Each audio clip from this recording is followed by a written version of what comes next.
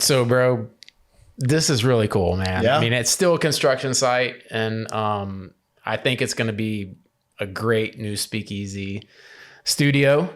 But we wanted to get started anyway, even if it wasn't all the way done. And we got a great guest today, a very dear friend of mine, actually my neighbor who lives right down the street, Blake Reber, who graciously stocked our shelves with some incredible bourbon. They look good. They do, don't they? They taste good too. So I think that once we get the entire studio built out, it's going to be really, really cool. But we couldn't wait to have you in, and I appreciate you spending some time. It's the perfect way to break this in. You know, having a bourbon expert come sit with us in our speakeasy and talk about bourbon. It is. So Blake Reber grew up in Jacksonville, and his family's been friends with my family for a long, long time. And he was originally a CP. I guess you still are. Well, it's like half of a C at this point. You don't take the full credit. You just.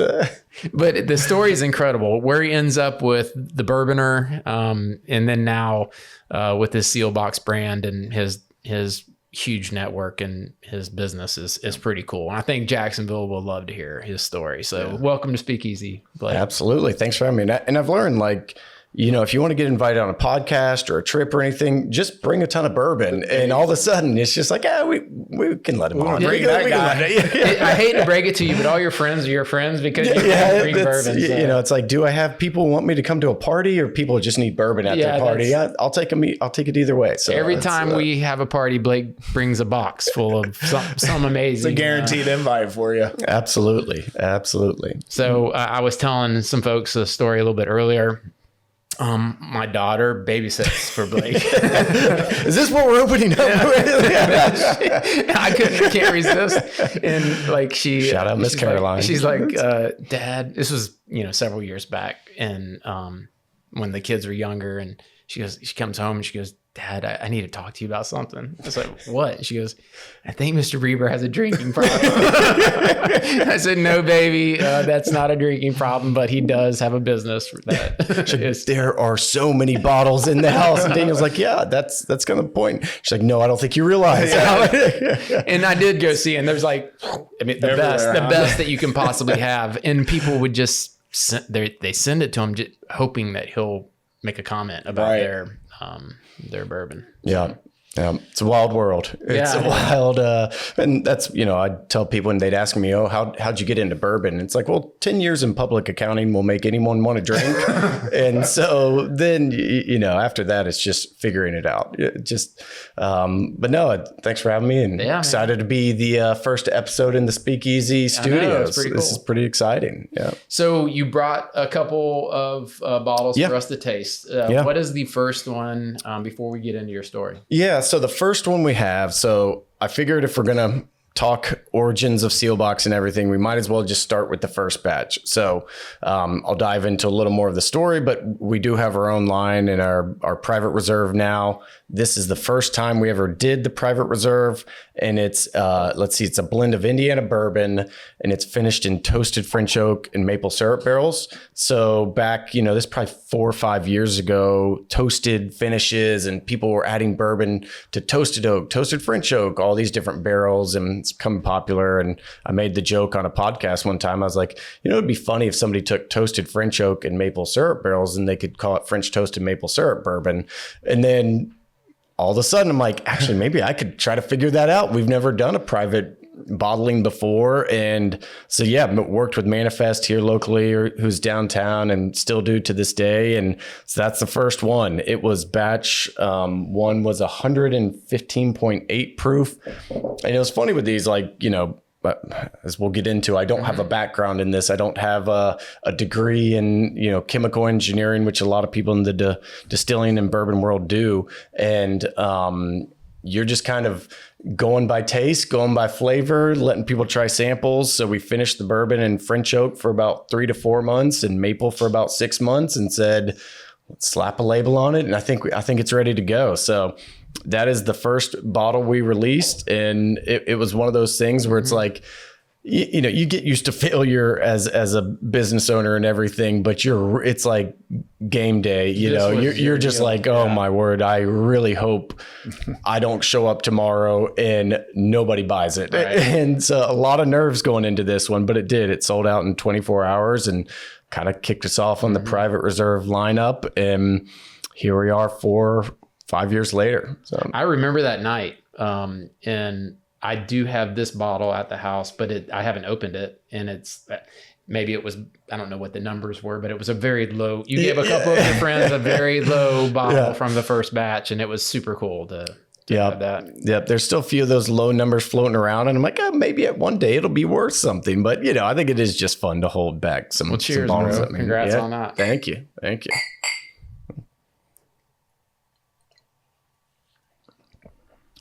So it's very rich on the nose, and the palate is. No, I'm sorry. It's like I won't be that bourbon guy. So that's 115.8. What's your favorite? Like when you talk about a proof, the strength of it. Yeah, I mean, I go back and forth on some of these things where, good, man, so good. I think 110 to 120 is actually a great proof point. Especially when it is cask strength, you still get all the flavor, but you're not just getting knocked out with the proof. I was telling TJ earlier, we've got this weird niche of releases where it's hazmat. So anything 140 or above proof is considered hazmat because you can't fly with it. You can't have it near a fire or whatever it is. And I mean, we have stuff that comes in we just did a release that was 158 proof from a distillery out in California.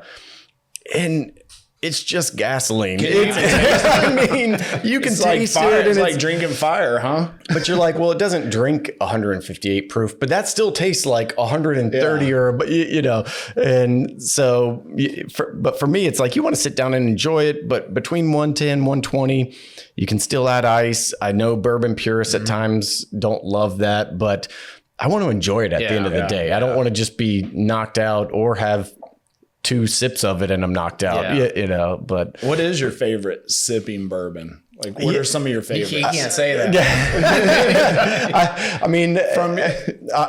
I tell people these days, because bourbon is so much of the day to day and everything, and I try not to drink all that much and not during the day. So usually my favorite bourbon to relax with at night is often wine and tequila. It's like you get around it so much, and I still enjoy it. And it kind of depends on the day and time. I threw some of my favorites out here.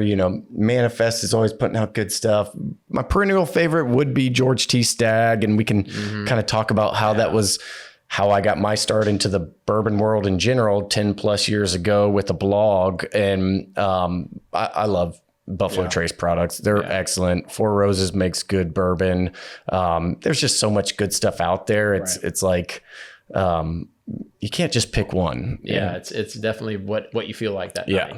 For sure. That's super cool, man. Yeah. So let's talk about you for a second.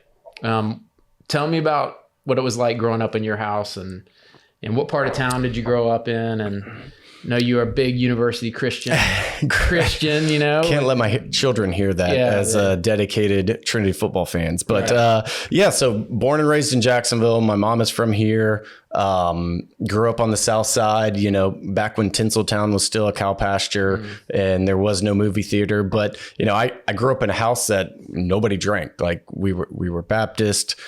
We did not drink. Wow, sounds familiar. And, you know the feeling, right? Yep. And went to university Christian, 1st to 12th grade, and then went to Liberty University, another bourbon powerhouse. Oh yeah. And, it just really was something that wasn't a part of my life at all, which I'm very grateful for. I think those years, right?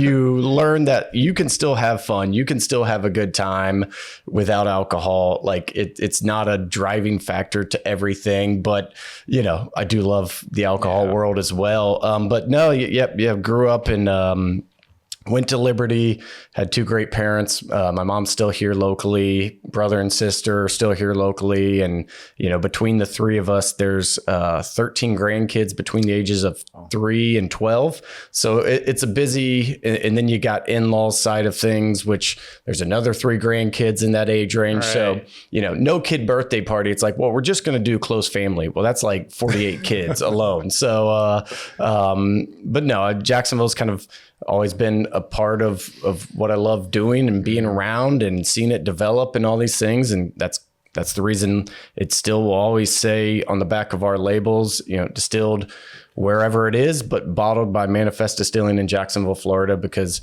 when I was first getting into bourbon, it was a Kentucky thing. Like there were a few of us kind of chasing it, but now, there's Jacksonville Bourbon and Whiskey Society. There's all these different clubs. There's stores doing barrel picks. And that just wasn't a part of the bourbon that I started into back in, call it 2011, 2012. So, and shout out to Manifest. When we first started this podcast, we knew we wanted it to be, centered around, people just maybe having a drink together and just having a conversation.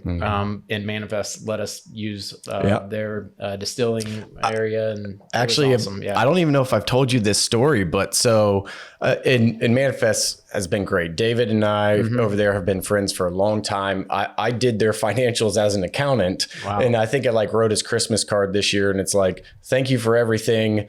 Employing me as an accountant, letting me do all these weird projects, now be a customer, a supplier, a co-part, it's crazy how some of those things develop. But did you write me a Christmas card? It's in the mail. Oh, okay. It's Santa was delayed, but no. So I was actually at the distillery a day y'all were recording the podcast, and we had talked about the podcast. But it was, I think it was one of your first couple episodes, and so I'm walking in, and somebody stops me. They're like, "Oh, you can't go in there. They're recording a podcast." And I was like, "Oh, I thought it was Manifest or, they do some other brands." And so I'm like, "Oh, no problem. I'll come back tomorrow." Well, then I see on Instagram that it was y'all. I'm like, "Oh, I would have busted in the toes had I known." Why'd I stop and be very appropriate? I've never known you to be appropriate. So, your wife, Danielle, maybe one of the nicest, prettiest young ladies in Jacksonville. How did you meet her? I've known her since she was, 5 years old. Yep. But how did you cross paths with her? Yeah. So it's, I think most listening to this podcast and been around Jacksonville for a while, you realize it's a very small town at the end of the day. So I was at Liberty University. She came to Liberty University the year after and was roommates with your niece, Christy. And so Christy's brother, your nephew, was roommates with some of my best friends from Jacksonville. Okay. So first week of school, I definitely let her know that I was the best thing at Liberty. Could ever happen. Why would you even go explore it more? And but yeah, so it was funny. You go up to Virginia to meet your future wife, who also lives in Jacksonville. Yeah, right. I think our moms overlapped in high school at some point, and and obviously my father-in-law is a football coach here in town and maybe one of the most winning high school active coaches. So, I knew his name. Had probably bumped into each other over the years, but really didn't start dating until college. And then coming back, it's like, well, yeah, why would we do long distance? Like this is perfect. And that's awesome, man. Kind of on the, I went to UC in 1 year. UC beat Trinity in football, and our oldest, he's all upset, and I'm trying to, do the fatherly thing, explain you got to get through some losses and, be able to work through it. And he goes, "Well, you're probably happy you went to UC." And I'm like, "Well, I've been with your mother longer than I ever went to school there. So, my allegiances may change here and there." Yeah. That has been a rivalry for a long time. When we went to Trinity, UC was a rival. Yeah. And I don't know if you know this, but your father-in-law, his first year as a head coach was my senior year of high school. Oh, so okay. I couldn't remember. I'm aging myself, but we go way back. I actually tried to find some old school Trinity football uniforms to bring in. And now y'all did the leather helmets, or y'all did? We weren't wearing face masks yet. I would fold my helmet up, put it in my back pocket. But that was the, because the color schemes kind of changed over the years. And that was Verlin was gold like, and blue. I feel like I had one of those jerseys around here, but I don't know what happened to it. I'm like, well, we'll save it for another time. But that's awesome. And so you end up with Danielle.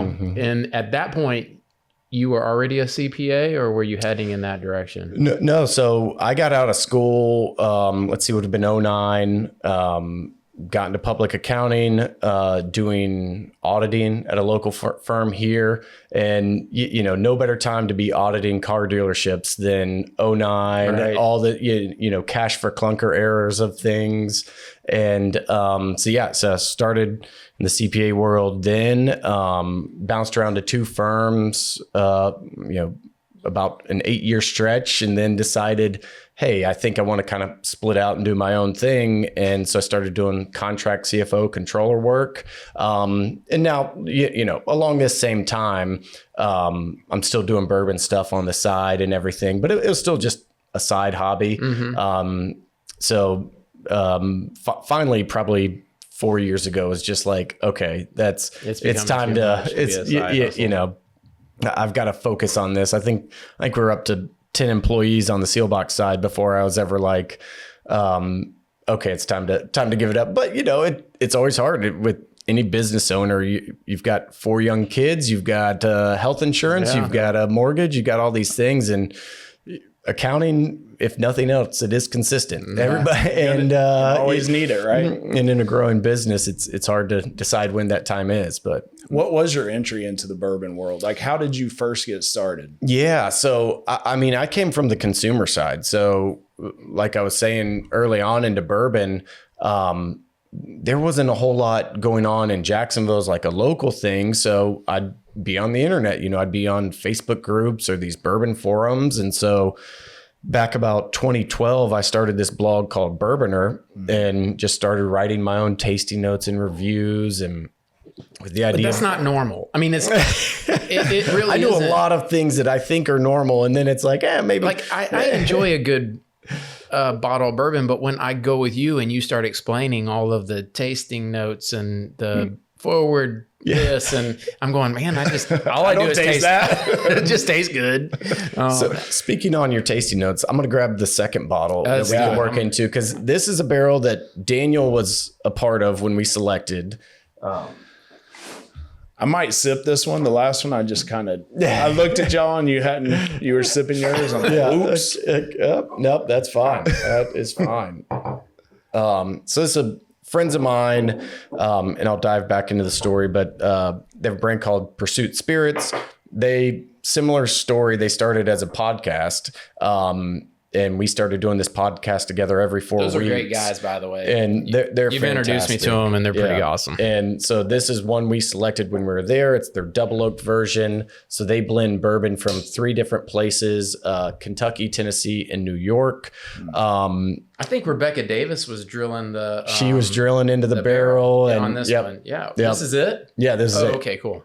That's awesome. And so they kind of have a similar trajectory of things. Of you start as a consumer and enthusiast, and working. Now they have a spot on Whiskey Row in downtown Louisville, and just opened up. Really great spot with a bar and tasting room, all these crazy things. But so I started as an enthusiast, was getting into it, and I claim it's a bit of OCD, where it's just like, if I'm on something, I've got to find where that rabbit hole ends.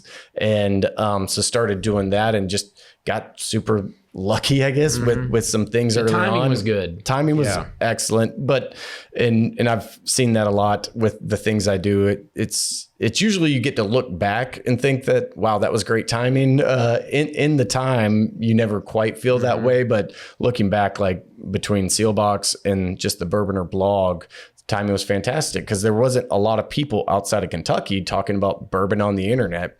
And so, a few articles I did early on, I'd do this Pappy Van Winkle release map, where it's each state would get Pappy. I would go into Microsoft Paint, highlight that state in a color, and say, okay, it's now in Florida, or it's now in Georgia. And I remember I get a call from a guy one time at Buffalo Trace, and was like, we really don't like this. I'm like, why not? Like, he's like, well, it's causing problems with our retailers and distributors and this and that. And I'm like, I'm just a random audit accountant in Jacksonville, Florida. I don't think I'm messing up too much. Right. Like, I think I'm doing what you should be doing, which is Right. getting people information about your releases and, all these things. So it was funny to see it from both sides now. Did you have your followers? Did it immediately take off, or did it kind of just grow? It slowly grew. Yeah, it definitely started off small. I mean, I think the big article that was like, oh man, am I onto something? I want you to tell TJ about this. This is crazy. So there was a blend called the Weller Centennial blend way back in the day. Weller Centennial is no longer a product as of like 1990. And I'm looking at it and I'm like, you know what? If you messed around with those ratios, it's pretty similar to Pappy. So I write this article. If you can blend Weller 12 year and Weller Antique, it's pretty close to the proof of the Old Rip 10 year. And this is like a poor man's Pappy. So, I write it, throw it online, and next thing I know, there's like tens of thousands of people coming to the site and reading it. Like Garden & Gun picked it up. I think it got a mention in like a New York Times article, all this stuff. And I'm like, what is going on? Like, and That was your first viral that was the moment. first big one to Put you on the map. Yeah. And, I don't even know if my employers knew I drank bourbon, much less was like writing Now you're bourbon writing blog poor man's posts. Pappy. And Cheers, cheers. And so that was a fun one because it's well, tell them about when you went back and did the tour and oh yeah. This was a pretty funny one because I thought our friend in former chamber, what was he? Something Brad was He was the president of chamber the chair, Jack's partnership. So we go to tour Buffalo Trace and somebody else had set it up and we get to tour with one of their legendary tour guides, Freddie. And I'm like, oh, that's awesome. Freddie's doing it. And so we go and we're looking at the Weller and all of a sudden Freddie's like, oh yeah, we used to have this stuff always available. And then next thing we know, some guy on the internet writes an article about mixing two of them together. It's kind of like Pappy. And then we can't keep it in stock. And I'm like, like, is he messing with me? Did somebody set him up to say that? Like, I thought for sure Brad was like, hey, mention poor man's Pappy to see. And I was like, well, I wrote that article. He was like, hold on, you did? I'm like, I thought you're joking with me. Like, that didn't actually mess anything up. He's like, oh, we had a lot of conversations at the distillery about that article. that's crazy. You said you're welcome. Yeah, I was like, man, now if I could just write one for the poor man seal box. Right, there you go. Thousands of whatever it is. But, all that led into like me just realizing there is a lot of room for social and online growth with the spirits world. Is there still, or did you just hit it at the right time? I think there still is. I mean, we still see brands pop up who they get hot and I guess I should explain a little bit about what Sealbox does. So we started as so 2018, started as an online retailer based out of DC, and we focus on smaller suppliers. So smaller distilleries, brands, whatever it is. We're a craft big into brewer, transparency. And the story was there's a Sealbox hotel in downtown Louisville. And this probably 10, 12 years ago at this point, the bar manager there found this pre-prohibition cocktail menu. And he was like, he brought the cocktail back. It was so cool. Like, presidents have stayed there. Al Capone has stayed there. So you think about who's drank the Sealbox cocktail back in the 1900s, all this stuff. And so everybody loved it. And then about 10 years ago, he came back out and said, oh, by the way, I made that whole story up. It was just a cocktail that I created and made the story up. So, I'm coming up with the idea for Sealbox at the time of like, there's a lot of stories out there. We just want to tell the true stories. We want to really invest in people who are transparent and, highlight and elevate a lot of those things. And with a lot of the brands we work with, we want to bring them to a bigger audience because, as our email list grows and following grows, we want to find some small distillery in, North Carolina that we think is making fantastic stuff and get it out to a bigger audience. We think the big guys, they've got their own marketing power and machines, and it's a different setup for them. So we'd rather focus on the smaller brands and embrace what they're doing. So how big is the following now?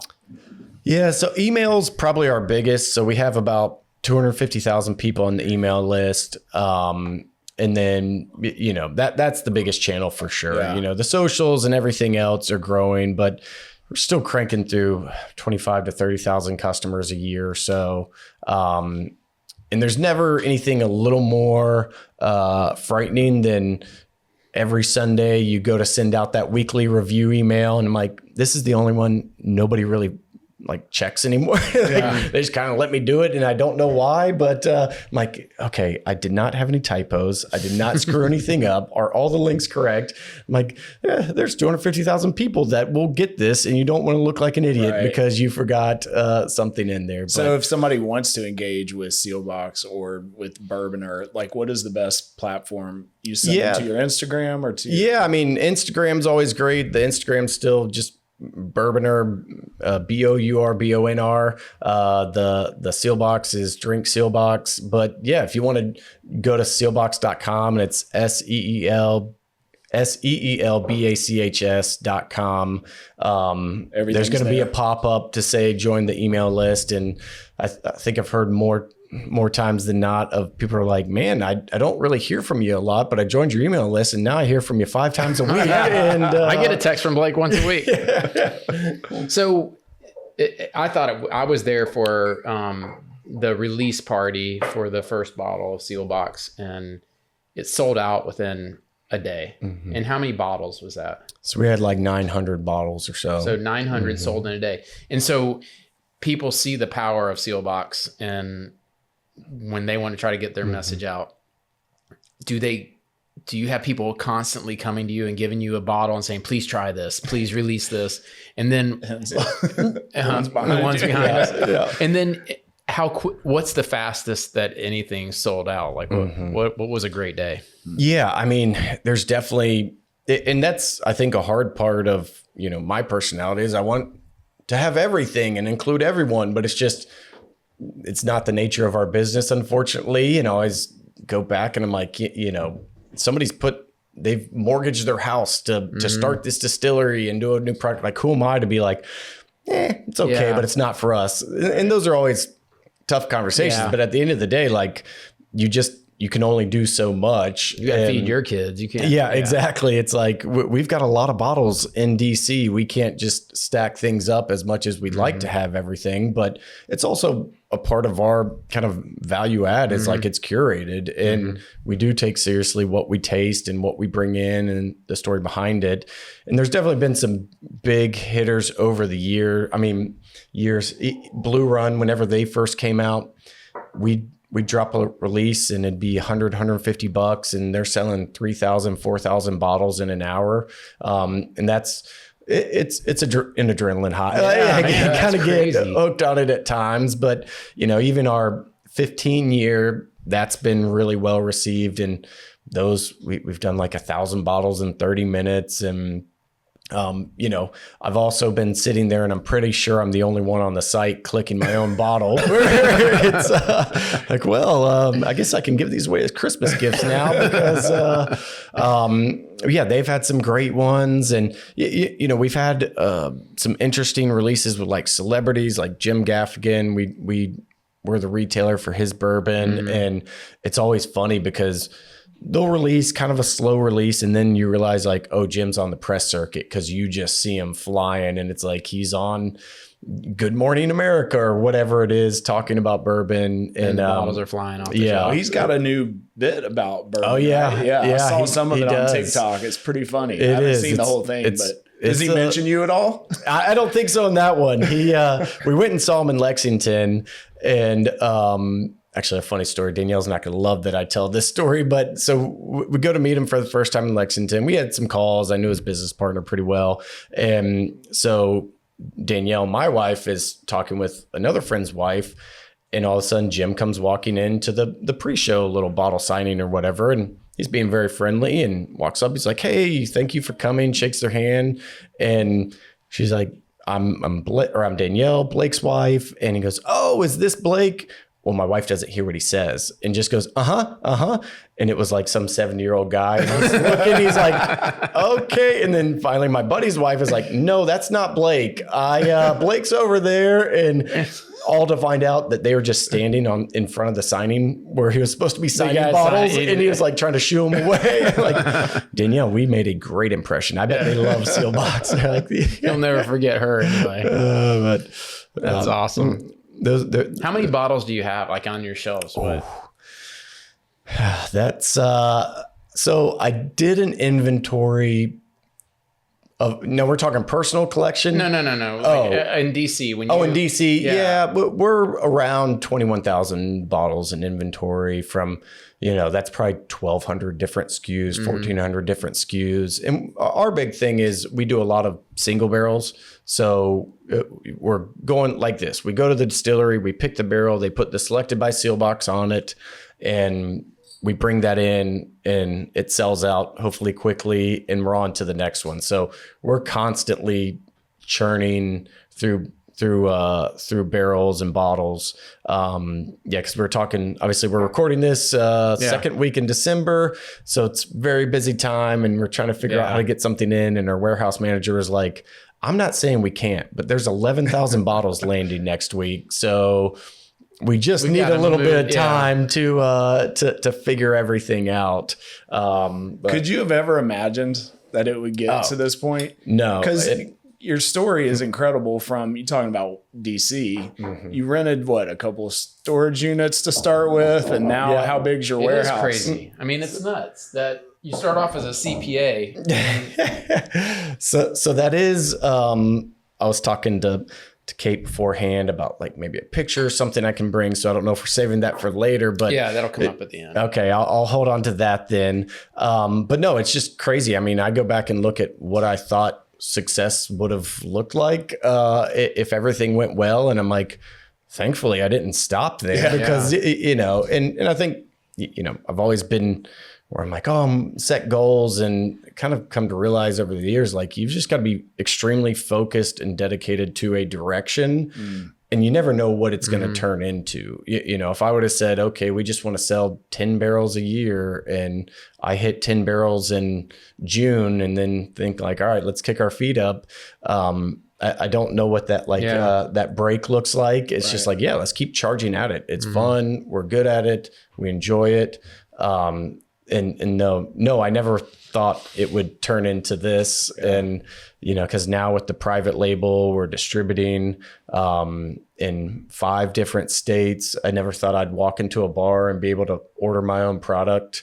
That's crazy, bro. Yeah, you get. What do you have? You get to pay. This next one? So this is the 15 year. So it's actually 15 year on the label, but it's 6 years, 9 months bourbon from Kentucky. These bottles or barrels, they get there's this wild story. So you've got Buffalo Trace, you've got Wild Turkey. For some reason, Wild Turkey went to Buffalo Trace, and I should say all this is hearsay. It's, not for marketing purposes. So you have Wild Turkey that was distilled at Buffalo Trace. Wild Turkey decides that, hey, it's not a fit for our profile. They sell the barrels off. We were able to buy some of the barrels, and trying to avoid a pop. We were able to buy some of the barrels. So this is a now 16-year, 9-month bourbon, 117.5 proof. And it spent the last year in Florida, which is fun.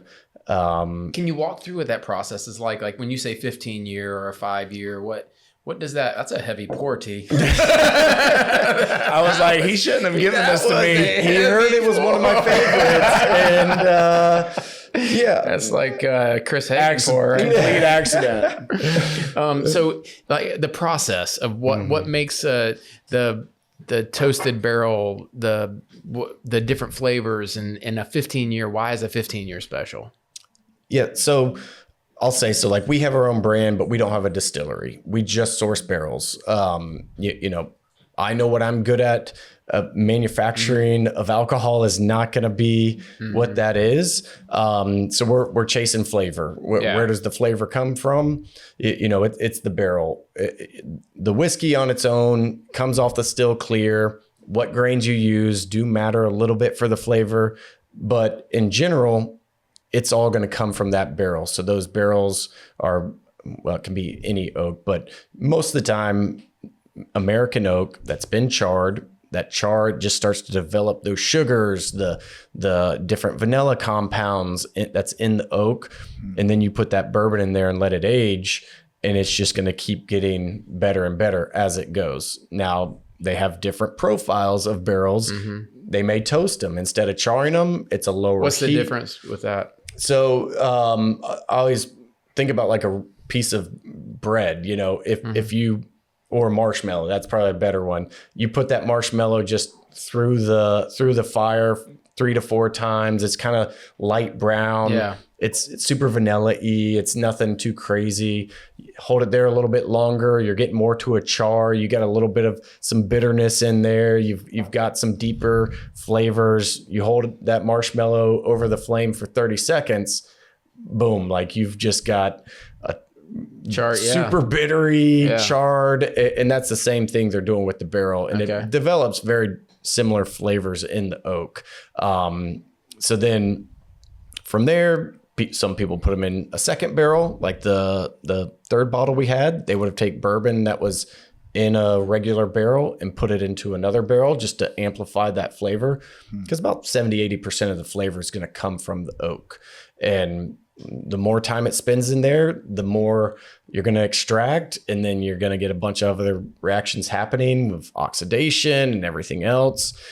And sometimes you can just wait too long. We pulled a barrel for this and it was completely empty. So there's nothing like spending a lot of money on a barrel, letting it age, go to dump it, and you get nothing. Like, it doesn't happen all that often, but probably more than I would like at times too. Wow. And, but you know, then that's the side that I love, which is probably why I did the blog and everything else, is just all these nerdy process, little differences. Like, how does aging it in Florida compare to Kentucky? You know, and why is Kentucky the best? I mean, I think I'm here to debate that they're not. No, just kidding. So Kentucky, I mean, most of why they are the best is you got to think whenever distilling was going on after it comes back from Prohibition, like you don't go to a conference and learn how to distill in 1930 and there's no internet to go YouTube how, how to mash and do all these different techniques. So it was very family passed down from lineage or generation to generation. And so that's just this whole like mind trust built in Kentucky because of that. And you still see it today. A lot of the same last names are still working at those distilleries 100 years later. So it's very cool. And then as things expanded, Kentucky will say it's the limestone water. Everybody's pretty much using reverse osmosis water, and it's not as big of a deal. They're sourcing from the same farmers for grains. But there's a lot of bourbon getting made all over the place,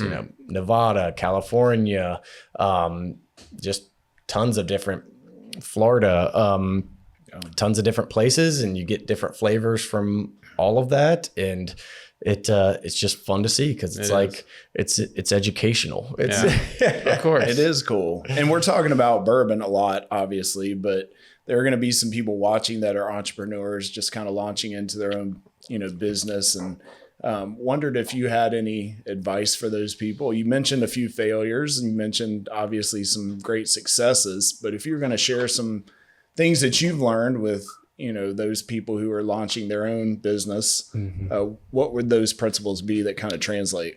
Yeah. I mean, I think the first thing that I always think to tell people is just find what you're good at. Like, what is it that you're good at? Is it, execution of things? Is it storytelling? Is it, whatever business that is, what are you good at? And really focus on that.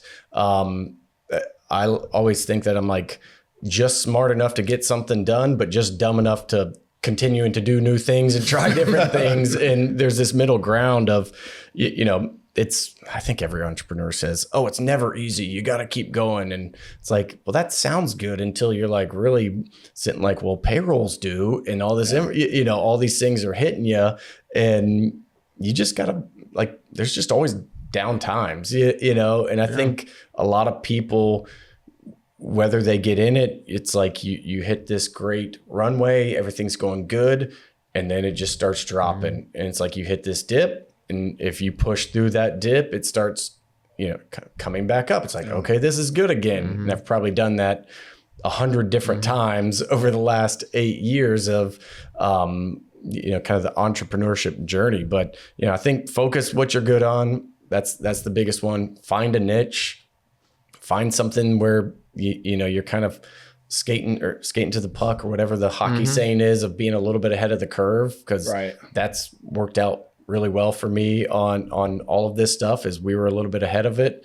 And while we were building it initially, it didn't make a lot of sense. And then 4 to 5 years in, people were like, oh, it was really smart how you just focus on the small brands and everything else. I'm like, well, that was really done 5 years ago. So, but it's like, if you believe in it, if you love it, if you're good at aspects of that business, and you're willing to realize like, it's just not going to be perfect. There's things are going to go wrong.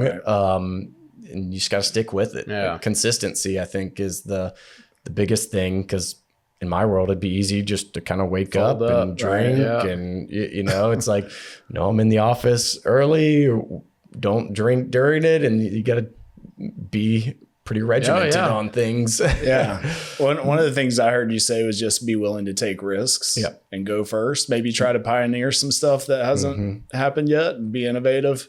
I think that'll probably resonate with a lot of people, folks that are trying to solve problems and be the first to whatever, or have a different take on it. Obviously that was you, you kind of got ahead of the internet thing. The curve. I mean, timing is, and in life, I've been on the right side of timing and the wrong side of timing a couple times. It really is a big part of it. And you hit it at the right time before it really took off. And then you were the guy when everybody was rushing around to these mom and pop, liquor stores trying to find a specific type of bourbon. And Pappy here? It really is a cool thing. And to be able to start your business, go all in when you already have 10 employees. I mean, that's pretty crazy. That's not a normal thing. It's not a normal, and there's a lot of luck that's involved in that. Like, there's no doubt. Like, you've got this kind of a third, like great idea, great execution, and a third luck. Like, you could have those first two nailed, and you just never quite know what's going to go your way. And you hope it does, but you just keep reiterating until you get lucky somewhere. So we asked the guests a couple questions, and one of them is, you've got everybody we have on this show has a cool job, and you've got a pretty cool job right now. What was a job when you were growing up that was not so great, that may be the roughest job or the hardest job you've ever had? Yeah, I've got a few answers for this one, I think. I grew up, my dad, he was a CPA too, but he grew up in a small farming town. His parents his dad had a construction company. Then he has, 3 kids, 2 boys, that he wanted them to have to relive his being in a farming town and working at a construction company as a kid. So he'd go out there and make us do all these different jobs. And we're like, Dad, it's like, we'll find a work ethic somewhere. But We don't have to, I don't think I need to paint the house every 2 months. And so, the summer jobs was always a big thing.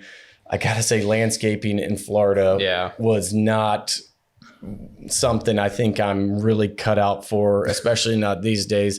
And I can still remember, it's 100 and something in August. We're throwing sod. I didn't even know you're supposed to wear gloves throwing sod. So like all my knuckles are getting ripped up, and we're doing this former Jaguar guy's house, and he's just sitting out there hanging out, and he's like, "You guys having fun yet?" I'm like, I swear if this guy says, "Are you having fun yet?" one more time, I am going to, but I think you got to learn to push through some stuff at times.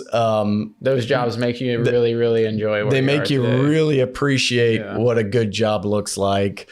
And, you know, I think there's character built there and work and effort, but it's like, can you still do a good job even when it sucks? And that's something I probably didn't at that job. If I'm being honest, I was probably being pretty lazy, but I think the throwing the sod when it's summertime in Florida, if I never had to do it again, I still kind of cringe a little bit when I drive past a driveway and see it stacked up. I'm like, I don't have to do that. Right? You know, the worst part about throwing sod is filling up the wheelbarrow and pushing it to the backyard, and it's the wheel's not filled up, and then it's all uneven ground, and then like half of it's sliding off, and you feel like why did I throw the sod in this thing, and then I have to grab it back out of this thing and then throw it back out there. Oh, that's the worst part. The wheelbarrow is the worst part.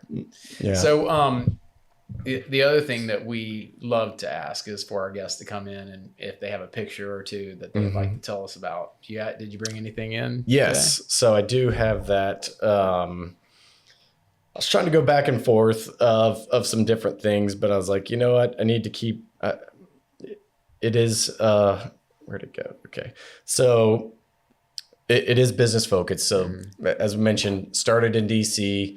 And it was 2 storage units. I'd never been to DC before. I bought the license. I fly up there. You know, I don't give this advice to anyone on starting a business, but we had just had our 3rd and 4th kid. We had twins on the last go around. So twins were born in April. I go up in July to get Sealbox started.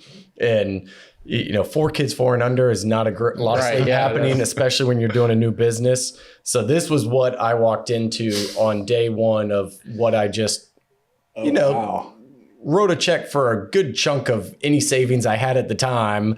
And I think that's probably the closest I've come to having a panic attack of just like, what have I done? What is this? Like, there's no inventory system. There's no anything. And then the follow-up was, that's at 7 p.m.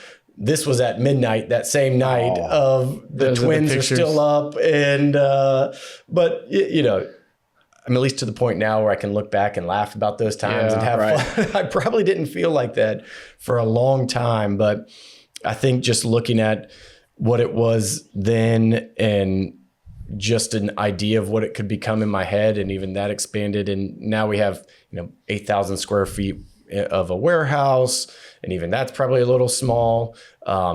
Daniel saw me in DC on a scooter one time going to the other warehouse, but we're at the chamber trip to DC fly-in, and I don't do these scooters a lot. And the one time I decided, I have 10 people walking down the street, and all of a sudden Blake goes flying by in a scooter, and I'm like, what was that? Did you see him? Did you know? I tried to cross the street so they didn't see me, but my foot was hurting and I didn't want to walk any further. And I swear, him and Hagen whipped their phones out so fast to video me. Oh yeah, we had. I'm like, what are the odds that a group from the chamber is on the same street in DC? And that was perfect.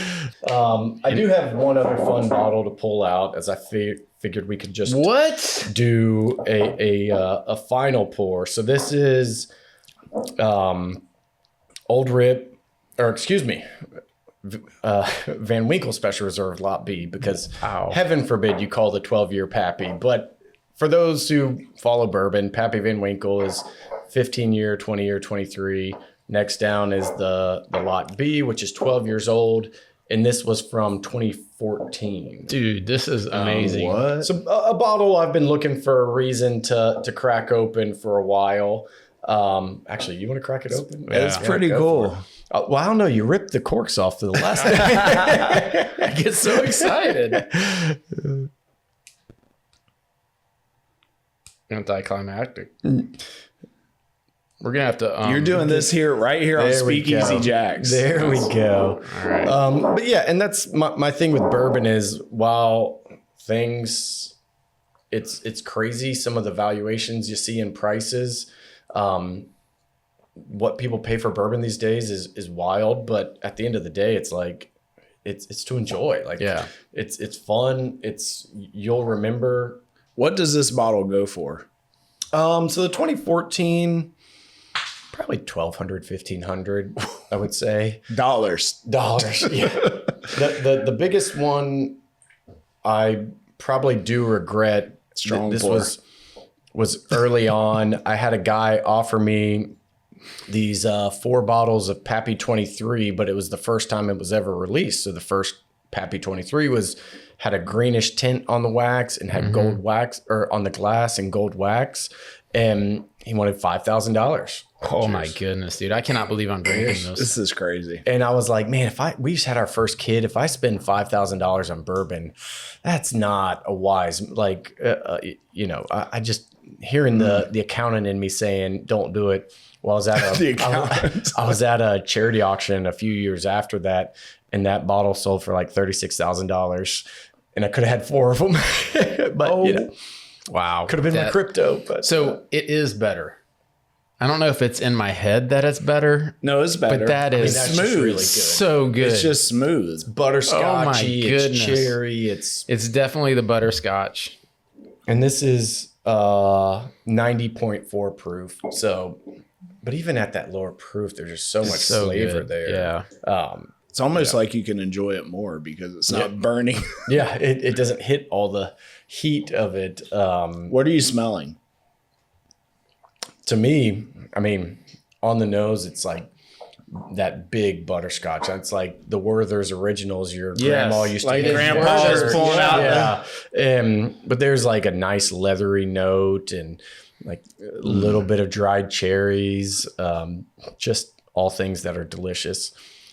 Well, listen, man, I gotta tell you, this has been a lot of fun. This has been a dream for us. It's one of my favorite episodes. Yeah, to build this. No offense to anyone else. But you think, for Blake to say, bourbon. hey, why don't you let me stock your shelves for Yeah. Speakeasy? I know how much he loves Jacksonville, and dude, I love his family. I love him. Lives right down the street, and it's super cool to see a Jacksonville entrepreneur do so well. And man, I really appreciate Thank it. y'all. I mean, obviously, I had no expectations of it's a Jacksonville focused podcast. While I'm here and love Jacksonville, I greatly appreciate the invite because what I do is it's usually just online or outside. So it is fun to kind of come on here, and what y'all are doing with the chamber is amazing. It's always cool to see who's coming to town, what's getting built. So I'm excited to see what's next in Jacksonville. Don't be surprised if sales spike after this episode airs. I'm just saying. 3 new bottles. Yeah. Free shipping code with Speakeasy. Yeah. Well, I can promise you this, even though we need to wrap, we're way over our time. I'm going to finish this glass. Absolutely. All right, brother. Thanks for coming on. Expected. Thanks for coming on Speakeasy. I appreciate it. Thanks for having me.